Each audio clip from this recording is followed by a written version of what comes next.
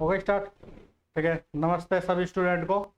ठीक है, अब कल इसके पहले वाली जो क्लास थी उसमें हमने पढ़ा था कि जीवन की विभिन्न अवस्थाएं। ठीक है, तो जंतुओं में भी 3 अवस्थाएं बताई थी कल मैंने आप लोगों को, पहली, दूसरी और तीसरी।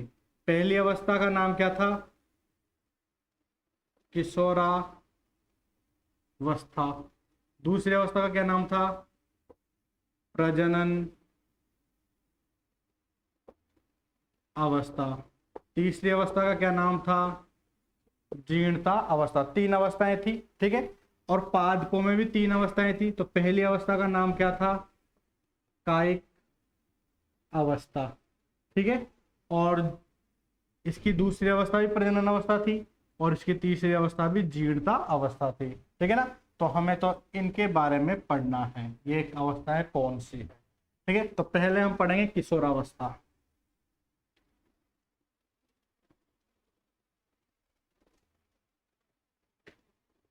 पहली अवस्था पढ़ने वाले हम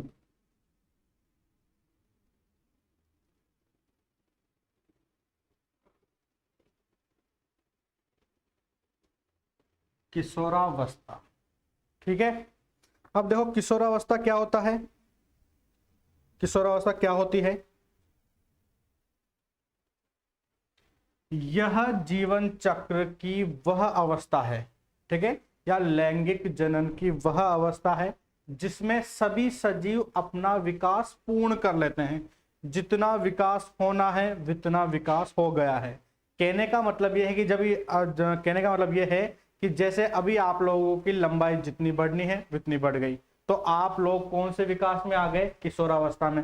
जैसे मेरी जितनी भी लंबाई बढ़नी थी मैं इतना लंबा हो चुका हूँ, मेरे जितने भी अंगों का विकास होना था मेरे सभी अंगों का विकास हो चुका है। तो अभी मैं कौन सी अवस्था में हूँ? किशोरा अवस्था में हूँ। ठीक है, ध्यान से सुनो। यह लैंगिक जनन या जीवन की वह अवस्था है जिसमें सभी अंगों का विकास हो जाता है तथा इसके अंदर जो लैंगिक अंग होंगे, लैंगिक अंग से मतलब है नर के अंदर लैंगिक अंग एक तो शिश्न होता है, वृषण होता है। ठीक है, और मादाओं के अंदर जो लैंगिक अंग होते हैं वो योनि होती है और गर्भाशय होता है, अंडाशय होता है, ये सब उसके लैंगिक अंग होते हैं। ठीक है, तो इन सब का विकास जिस अवस्था में पूर्ण हो जाता है उस अवस्था को हम क्या बोलते हैं? किशोरा अवस्था कहते हैं। बहुत ही सिंपल अवस्था है। ठीक है, तो इस अवस्था में क्या होगा?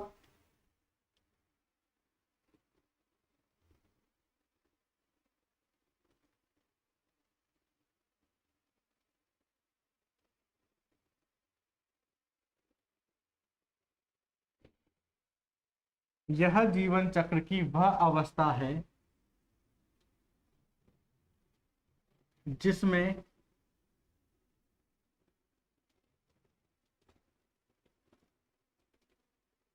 सभी सजीव, यह जीवन चक्र की वह अवस्था है जिसमें सभी सजीव अपनी वृद्धि पूर्ण कर लेते हैं, अपनी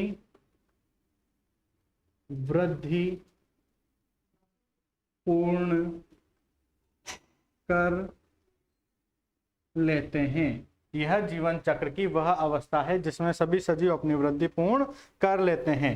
इस अवस्था में लैंगिक अंगों का विकास हो जाता है। इस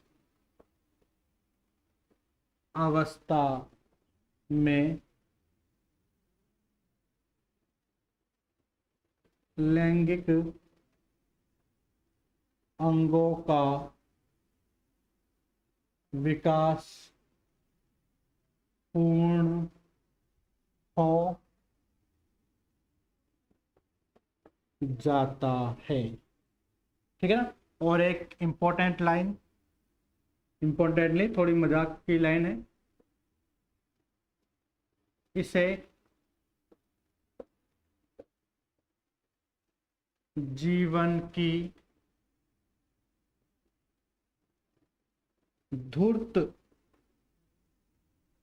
अवस्था भी कहते हैं। धूर्त का मतलब होता है चालाकी करना। ठीक है, अब आप लोगों को पता है सही, आप सब लोग कौन सी अवस्था में हो? किशोरावस्था में।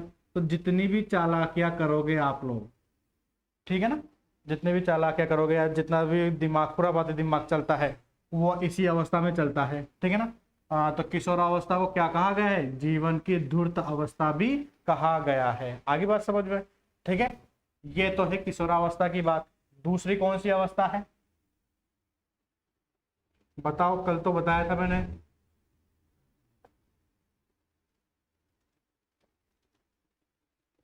प्रजनन अवस्था। दूसरी अवस्था कौन सी है? प्रजनन अवस्था है, ठीक है। अब प्रजनन अवस्था क्यों तो द्वितीय अवस्था बताया गया है। अभी तो मैंने अभी थोड़ी देर पहले बताया था कि यह क्या है? जीवन की द्वितीय अवस्था है। इसमें क्या होगा कि सभी सजीवों का लैंगिक विकास और जनन करने की क्षमता क्या हो जाएगी? इसमें विकसित हो जाती है। इसमें क्या होगा? सभी सजीवों के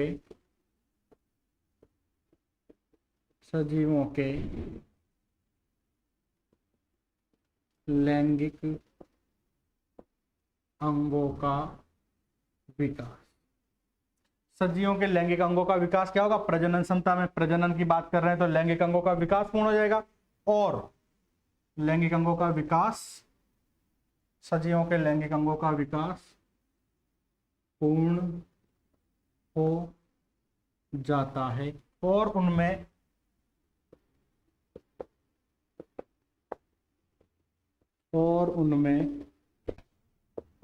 प्रजनन क्षमता विकसित हो जाती है, ठीक है। लैंगिक अंगों का विकास पूर्ण हो जाएगा। जो भी लैंगिक अंग है उनका विकास क्या हो जाएगा? पूर्ण हो जाएगा। और लैंगिक अंगों के विकास के साथ, पूर्ण होने के साथ साथ क्या होगा? उनमें प्रजनन क्षमता भी क्या हो जाएगी? विकसित हो जाती है। उनमें क्या हो जाएगा? प्रजनन क्षमता विकसित हो जाएगी।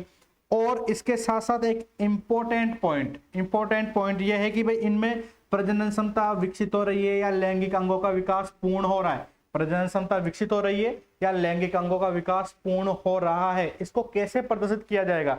इसको प्रदर्शित करने के लिए क्या होगा? नर के अंदर तो क्या होता है?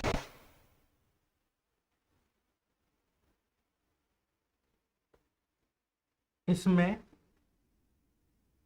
नर के अंदर, ठीक है, नर के अंदर तो आप लोगों को पता होगा, नर के अंदर टेस्टोस्टेरोन नाम सुना है आप लोगों ने?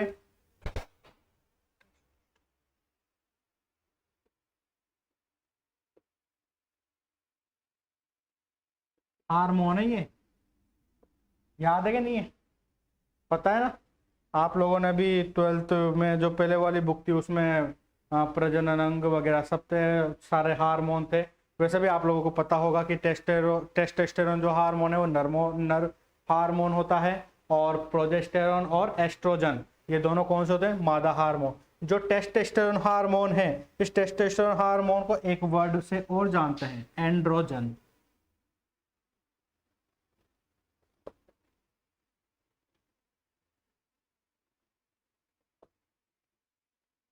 जो इसमें क्या होगा? जो नर होता है, नर के अंदर तो टेस्टोस्टेरोन हार्मोन का विकास हो जाता है और मादाओं के अंदर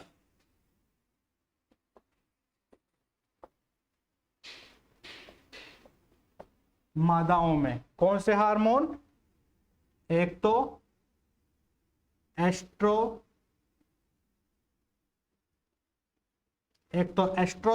और एक दूसरा कौन सा है बताओ? प्रोजेस्टेरोन। एस्ट्रोजन और दूसरा है प्रोजेस्टेरोन।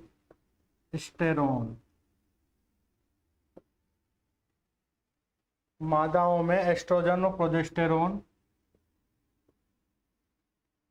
हार्मोन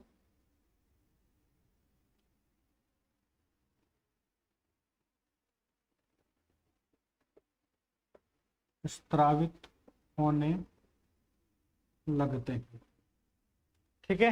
तो प्रजनन क्षमता में क्या होगा कि सभी अंगों का विकास पूर्ण हो जाता है और इसमें क्या होगा? प्रजनन क्षमता विकसित हो जाती है, मतलब संतान उत्पन्न करने की क्षमता विकसित हो जाती है और इसमें किस प्रकार से बताया जाएगा, नर के अंदर तो टेस्टोस्टेरोन या एंड्रोजन हार्मोन तथा मादाओं के अंदर एस्ट्रोजन या प्रोजेस्टेरोन हार्मोन स्रावित होते हैं। ठीक है, तो ये सारी किशोरावस्था और प्रजनन अवस्था की बात है। ठीक है, अब तीसरी और अंतिम अवस्था, तीसरी अवस्था कौन सी अवस्था थी, जीर्णता अवस्था। घर पे बैठे बैठे बोल लिया करो, वहां पर बैठे बैठे। ठीक है, तो पहली तो किशोरावस्था थी, दूसरी प्रजनन अवस्था है और तीसरी जीर्णता अवस्था है। ठीक है, अब ये जीर्णता अवस्था पढ़ने से पहले हम जो प्रजनन की जो ये अवस्थाएं, इसके बारे में हम थोड़ा बहुत डिटेल्स में पढ़ने वाले हैं। ठीक है, तो जनन चक्र वगैरह पढ़ने वाले हैं, तो हम इसको मिटा देते हैं।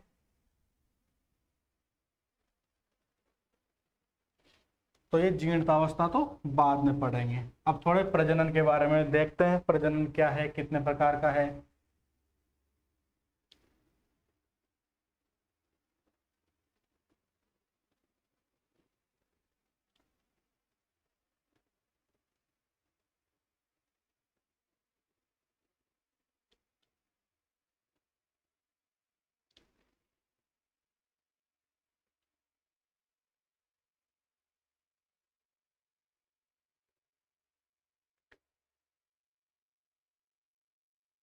अब देखो, जो भी स्तनधारी प्राणी होते हैं,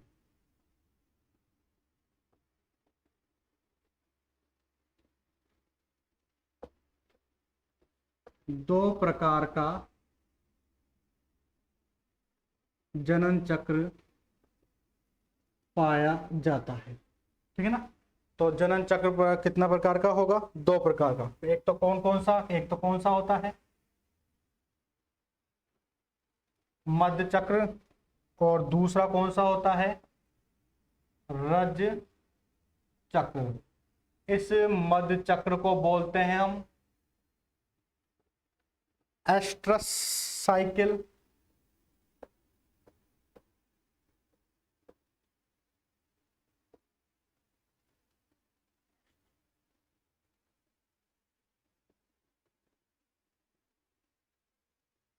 ऑस्ट्रस साइकिल। ठीक है, दूसरा है रज चक्र। इस रज चक्र के बहुत सारे नाम हैं, जैसे एक नाम है, यहां लिख देता हूं मैं, रज चक्र, ऋतुस्राव सुने होंगे आप लोगों ने, ऋतुस्राव,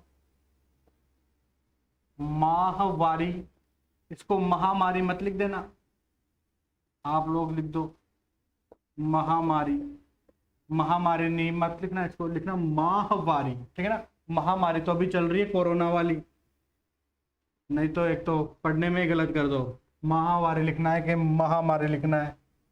ठीक है, इसका अगला नाम क्या है, मासिक स्त्राव। ठीक है, अगला नाम क्या है, आर्तव चक्र, एक और नाम है रजोधर्म, एक और नाम है मेनस्ट्रुअल,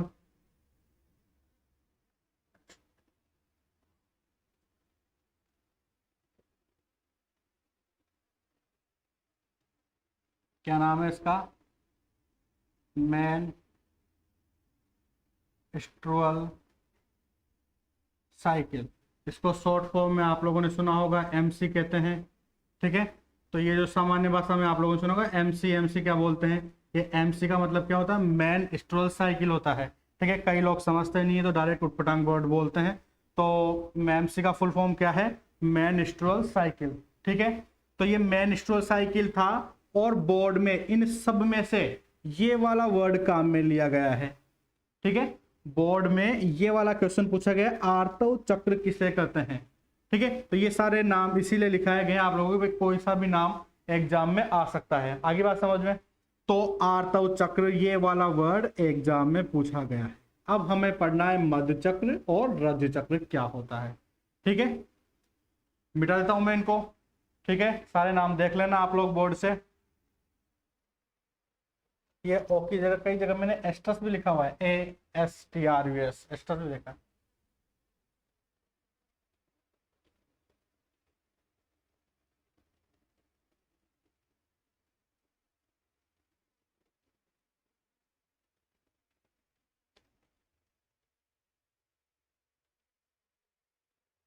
अब पहला पॉइंट पढ़ने वाले हैं हम इसमें।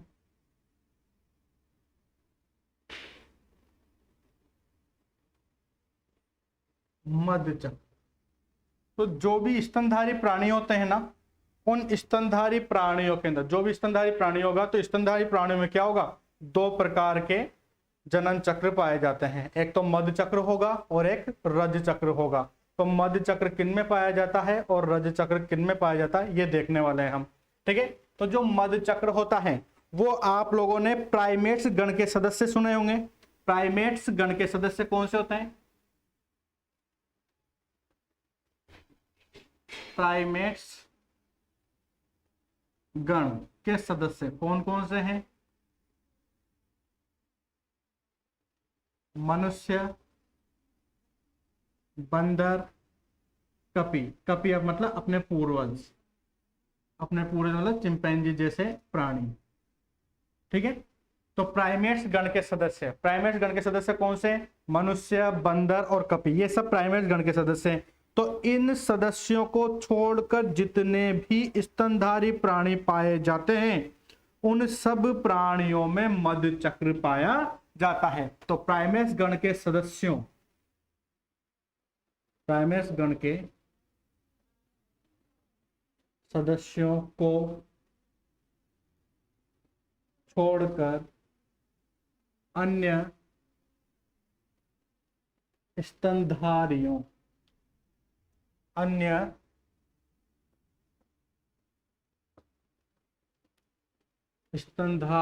में मध्य चक्र पाया जाता है। आगे बात समझ में? तो अन्य जितने भी स्तनधारी होंगे, गाय, बकरी, सुअर, गधा, घोड़ा, ये जितने भी स्तनधारी प्राणी है ना, उन सब में क्या होगा कि कौन सा चक्र पाया जाएगा? मध्य चक्र पाया जाता है। ठीक है, तो प्राइमेट्स गण के सदस्य आप लोग समझ गए, मनुष्य, बंदर और कपी होते हैं। अब ध्यान से आप लोग इस चीज को सुनना कि इसमें जो मध्य चक्र होता है, इस मध्य चक्र में मध्य का अर्थ होता है मादा की उत्तेजन अवस्था। क्या होता है? मध्य चक्र में मध्य का अर्थ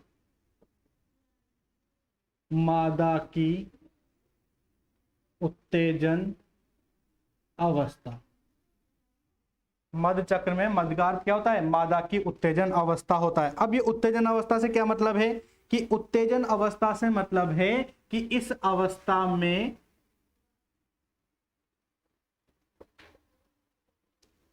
एस्ट्रोजन हार्मोन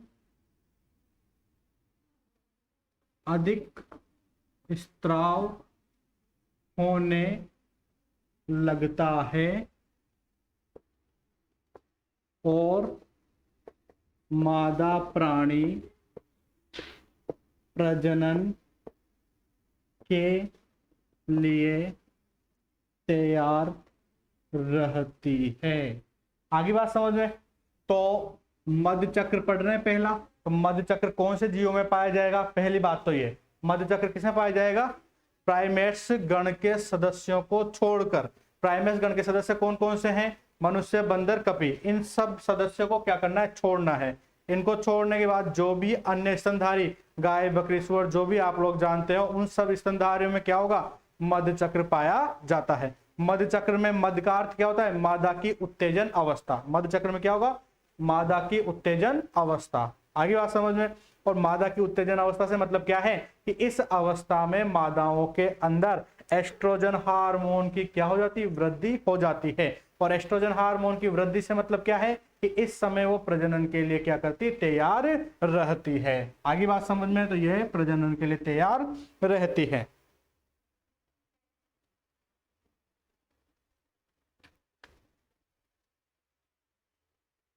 अब देखो,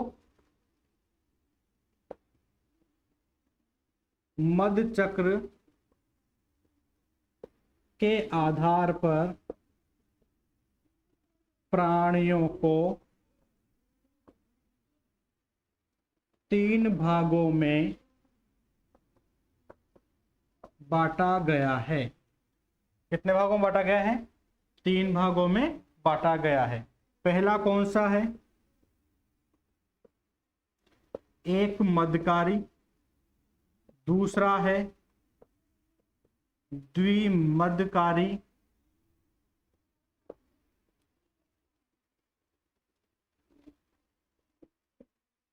और तीसरा कौन सा है? बहुमध्यकारी प्राणी। ठीक है, तो प्राणी मध्य चक्र के आधार पर प्राणियों कितने भागों में बांटा है? 3 भागों में बांटा है। एक तो एक मध्यकारी, एक द्विमध्यकारी और एक बहुमध्यकारी। अब एक से तो ये ध्यान रखना है कि ऐसे प्राणी जो एक वर्ष में एक बार ही लैंगिक उत्तेजना करते हैं। एक मध्यकारी का मतलब क्या है? कि ऐसे प्राणी जो एक वर्ष में एक बार ही लैंगिक उत्तेजना करते हैं। एक वर्ष में एक बार ही लैंगिक उत्तेजना करते हैं।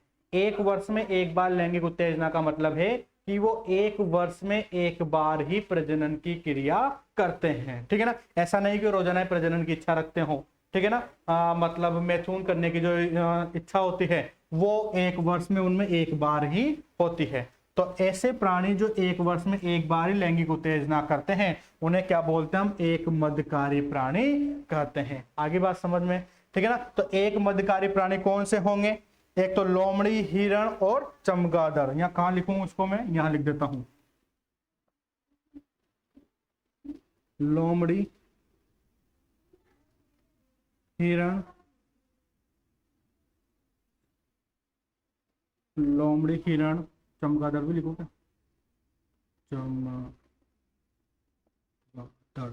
चमगादड़। ठीक है, अब एक मध्यकारी के बाद द्विमध्यकारी तो आप लोग अपने आप ही समझ गए होंगे कि ऐसे प्राणी जो एक वर्ष में 2 बार लैंगिक उत्तेजना करते हैं उन्हें क्या बोलते हैं? हम द्विमध्यकारी प्राणी कहते हैं। ठीक है, ऐसे प्राणी जो